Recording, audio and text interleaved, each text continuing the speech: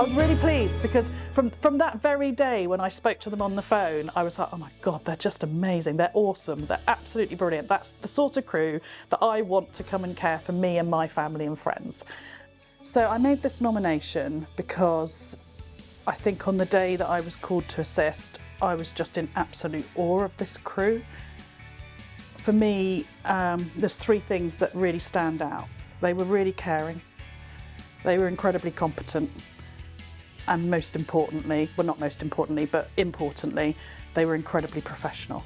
And I always think that's really important. It's important for any job that we go to, but it's particularly important with maternity jobs. So this is a mother who called us because she was birthing at home. And quite often we get called to women that get caught a bit short. And this poor woman ended up in that position.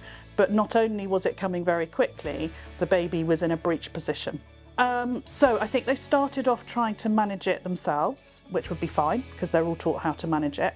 And then I think they realised quite quickly that it wasn't progressing. And so they rang the critical care desk for assistance. So I got conferenced into them to try and see if I could help them remotely with the delivery of the baby.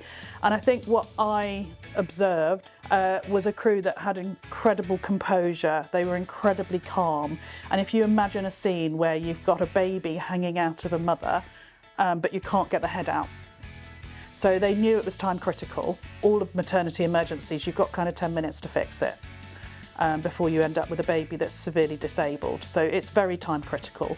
And they got straight on with what they needed to do, and collectively we all got together, and Toby, who I was talking to on the phone, was giving fantastic instruction. He removed himself from the clinical situation and he just imparted whatever I was able to advise to his colleagues, and they were able to carry it out.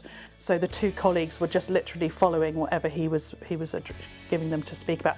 And then once the baby came out, which they did get out, the baby was showing no signs of life whatsoever. So it needed full resuscitation. So that took another 10 minutes.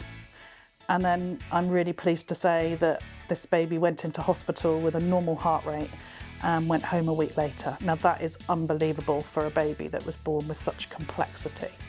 Oh, well, so you know how in awe I am of you. I spend my life saying it's a huge honour and a privilege to be part of anybody's entrance into the world, but certainly under such extreme conditions where actually the odds were fairly stacked against this baby, it makes it all the more amazing. You know how proud I am. I've got to try not to get emotional. You're awesome. I love you all. Well done.